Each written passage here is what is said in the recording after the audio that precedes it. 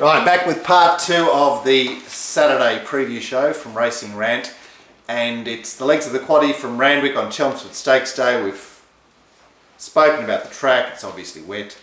We've got a very good looking Furious Stakes to analyse, race 6, and who is our favourite? I think it's I Am a Star at $6. Global Glamour is $7, Awoke is $6.50. Out to $9.50 Fox Play, $9.50 My Country, $10 Honesty Prevails, 14 Chapanda, 16 Quick Feet, 16 Baccarella, and 25's Bar. Wow, what a race. And obviously, as it stands with 14 there, it's relatively urgent. Global Glamour is a designated leader here. Despite losing her blinkers, she's pumped up the gay bots. Rather Sweet's had a trial since being a scratching in the fillies race 2 weeks back, and she looks like she's going to be part of the fray. And I had the Country Cutty Eye Imogen pushing forward. Baccarella will be on speed. Rebel Miss has never seen 1200 and led at 10.50 at Doomben last time and could easily make a play for the lead. And you've got Overstep possibly working forward from a wide gate. My Country and Fox Play taking a sit with Honesty Prevails. The Visitor, I Am a Star, who's won her last 3. She's an off-pacer. Smart Amelia obviously off-pace with Chapanda, and Awoke looks to go back as well. Quick Feet rails midfield. Where do you start? Well, it's funny, the two of the horses, I had a second look at 3 horses that I'm interested in here, which is Awoke, Global Glamour, and I Am a Star. I Am a Star and Global Glamour actually have 2 key negatives for me, but I still had to Not find Mounting Yard Mail key negatives, I should mention. You can get your Mounting Yard Mail on a heavy track. It's gold.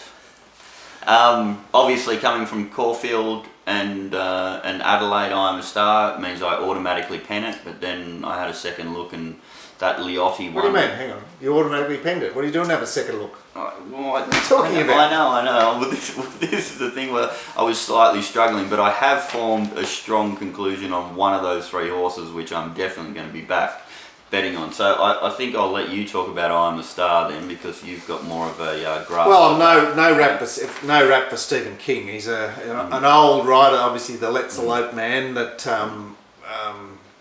from an inside gate is a bit fraud, although perhaps not too bad on a heavy track where they may spread a bit. But he's the winning key to this horse, and she won down the straight at Flemington at her second start, then obviously went to Adelaide and resumed at Caulfield and has bloused them.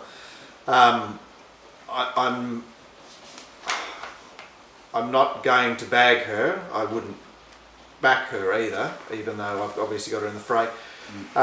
Global Glamour went super, albeit in 1,000 at Kembla on debut, and is clearly a horse with a ton of potential. And then there's many other horses to look at. I thought Baccarella went particularly well a fortnight back, and I could find a place for Chapanda. Obviously Awoke and Fox Play fought a race out at home, and Awoke did a particularly good job to beat a horse that was on song under those conditions. And Honesty Prevails returns in her second preparation. She only had the 3 starts, and but looks to be trialling somewhat differently this time. There's so many angles that you can take in this particular race, but I'm quite solidly on the side of Global Glamour. The only negative I have is the fact that it only had 2 700 metre trials, but they were reasonably good trials. It did that day. Hang on, it should be an automatic pen job. What are you doing? It should be an automatic pen job, but so was one as well. But I've found enough positives about it to actually. You've got looking. Hang on, you're making up a story here. I'm actually keen. And Awoke, I think. This horse has done absolutely nothing wrong. I liked its trial against Prompt Response. The only problem I have with it, yet again, is that first up on a heavy track. But it's that typical Waller short spell trial. It's a lovely setup for it, but it has to be a query on the heavy track and with. This is the race that Winks won 2 years ago, and Guelph's bubble burst. Geez, didn't that turn around? Eh? It's only 2 years, and then Winks went into decline after this. Yeah. But I'll still be having something on a Woke just on suspicion that it's the best horse in the race. But for me, 12 on Top Global Glamour from a Woke. It's not a bad tip actually, Awoke. I'm held back on it by its relationship with Foxplay, but I mean, she's all style. Yeah, look, there's obviously plenty of places. Look, any comment on Smart Amelia? Yeah, I had a second look at it. It's hard to sort of really get rid of any horse in this particular race because they're so lightly raced, and some of them just might have really smart ability. That's just setting you a test, you know. You can't have it all your own way. Yeah, well, that's it. You've got to have an opinion. So I ended up going against it just because I'd like to have seen a trial a little bit better. If you were going to find her, it'd just have to be on suspicion that she's a really good horse. But doesn't that stable, I'm not interested in that much suspicion. Poorly? Yeah, they do, but yet again, what am I supposed to go on? And in her assessing 2 starts? Okay. So she came second to Honesty Prevails by 2.3 lengths on a soft track, and then there was problems and excuses in the Sweet Embrace. And she returns in a second preparation with blinkers on. Yeah, and I'm gonna pen her because she's not proven yet, and the only form line I had to go there, or the one I was taking particular interest in was Honesty Prevails, and she was beaten quite comfortably by Honesty Prevails. So. If I'm not finding Honesty Prevails, I'm not finding Smart Amelia. What I'd suggest, talking over the top of you here, and that's my bad, but Honesty Prevails was cranked right up for her debut, whereas I'd suggest Smart Amelia probably had her eye on this preparation, and we could almost have them starting equal. There's 2 horses that I think one of them will be clearly the best horse out of this lot, which is Awoke or Global Glamour, and Global Glamour has the tried wet form. So yeah. I'm going 12 from 8 quite confidently. That's actually not a bad assessment from Good there, because I can find reasons to find every horse in this race, and they are 2 particularly exciting types.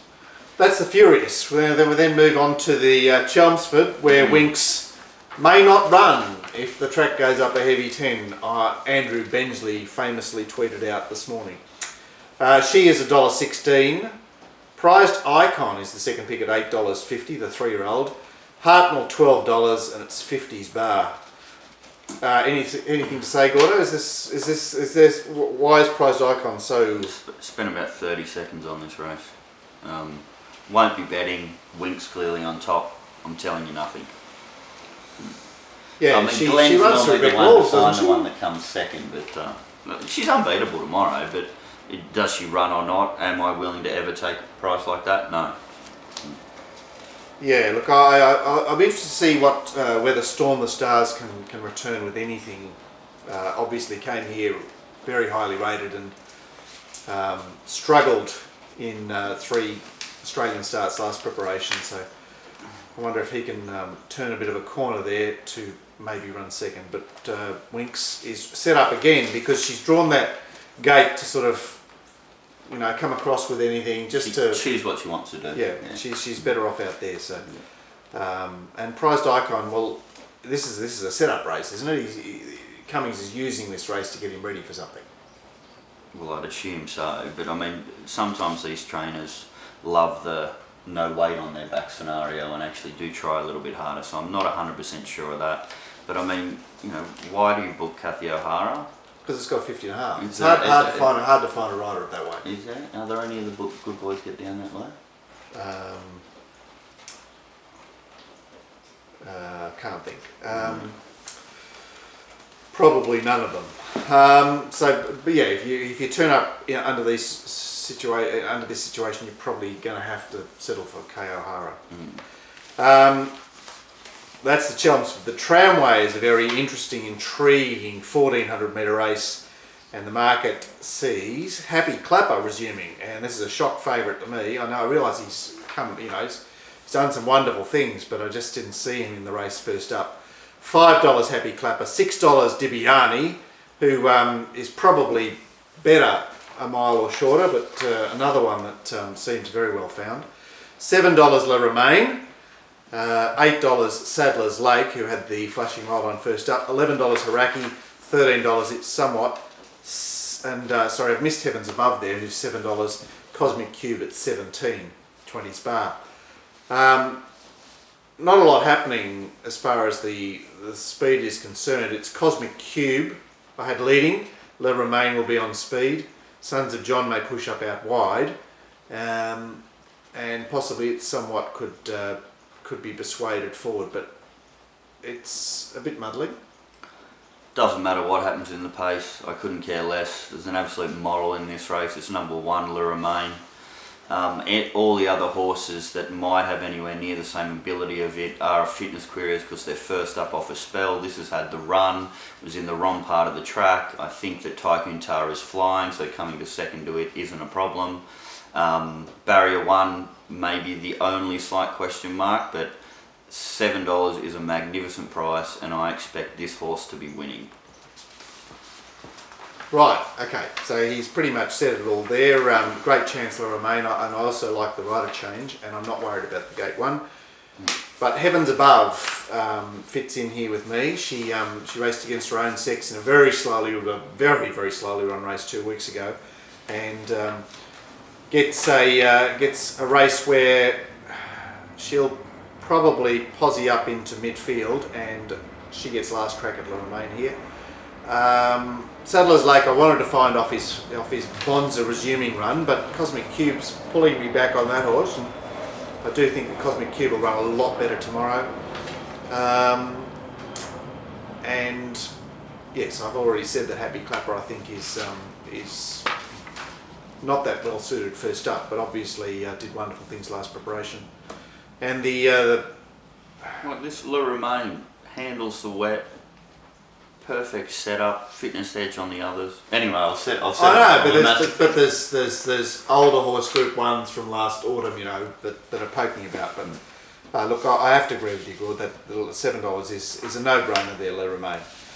And the nightcap, 1,000 metres, the Concorde, and it sees a pretty sharp field for a race of this type, given that Wouldn't It Be Nice won this race 2 years ago. And last year, Craftiness ran second to Shiraz. Craftiness is with the stable that's gone. Ball of Muscle was there was the other one in the finish there 12 months ago. The market sees Japonisme at $3.40, Kinglike at $6.50, Federal resuming over an unusual distance at $8, Boss Lane $8.50. I've missed Hidden Pearl there at $5.50, who is the short courser from up north that has won 7 races out of 10 starts for her current trainer. What else have we got there? $13 Craftiness, $15 Felines, and next best is $21 Sarajevo. Pace? Well, Hidden Pearl's obviously part of the speed. Craftiness will be there under the stable's got more favourable weight conditions to be more positive there. Kinglike will be hard up on the speed. First up, Gerald Ryan is a goer. Smart Volatility not too far away. Boss Lane just ahead of midfield. Felines, I think, a little closer than the other day. So not breakneck, but horses pushing forward into an average tempo. And one of the fastest horses in the race is actually the favourite, Japonisme, who we haven't seen much of at 1,000, but obviously was in the Lightning down the straight at Flemington first up last time and just tipped out there. All right, come on. Moral, Japonisme, number 1, $3.40 is a fantastic price. The longest I could possibly price it would be even money. First up over 1,000 metres, last preparation, 0.2 lengths off Chautauqua. I think this horse goes better the Sydney way of going. You've got Hugh Bowman on board. It's had the 2 trials. It has such a class edge on every other horse in this race. It's ridiculous. Yeah, but hang on, Gordon, it's 1,000 metres and it's heavy. Isn't that a problem? No, it's not, because it's 1,000 metres. Obviously, the only question mark is that a pearl that we follow is the fact first up on a heavy track you can be iffy. That's why I'm making it even money. You know what I mean? I'm getting it so long as to even money because of the heavy track. That's taking the heavy track into consideration. This thing will just be winning. and I'll be all over it, and I'll be surprised if everybody else isn't as well. So bet early. Yeah, look, I just think that they will find reasons to oppose it, even though $3.40. But you've got to find something else. Good. Well, they'll make them up, you know. I mean, this obviously Hidden Pearl is very hard in the market at $5.50, and okay, Automatic Pen, Brisbane form, and Bridget Grills. Yeah, there we go. She'll be up there. She'll be up there and out of trouble. Look, I am certainly in the Japonisme camp, especially at that price, but I was a little more reluctant than you. Horses I could entertain are Felines and Craftiness, who's busted and gone probably, but I do like him at 1,000 metres. Federal I couldn't entertain. Boss Lane is now too obvious. This coming back to 1,000 to run his best races is pretty much it. And Kinglike, well, I mean, this is the right race for him. He's just got a slightly better horse than number one to run into. So that's the nightcap. Obviously, these races can look a lot different tomorrow when trainers finally get around to making their decisions. But I will say that they're more likely to stay in tomorrow because of the positioning in the carnival. Set up for future races. I think horses will tend to hang in a bit better. The card will hold together a bit better than you might imagine. So that's Randwick. Don't forget tomorrow. Obviously, there's Mounting Guard Mail.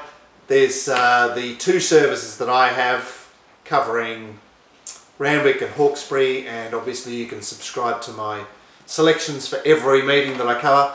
Glenn's Mounting Guard Mail, and more importantly, Hong Kong race tomorrow, and I can expect, or you can expect, a very good set from our Hong Kong guru tomorrow, and the free Mixed Melbourne Mail. Oh, how fantastic is this? We can bet from what? Lunchtime to 7 or 8 o'clock at night. What a fantastic day. It's a gala, isn't it? and we'll be feeling much better tomorrow because the weather will encourage us to bet. You know how it looks different when it's raining and it's wet versus it's sort of fine and it's wet. Yeah. Very different feeling.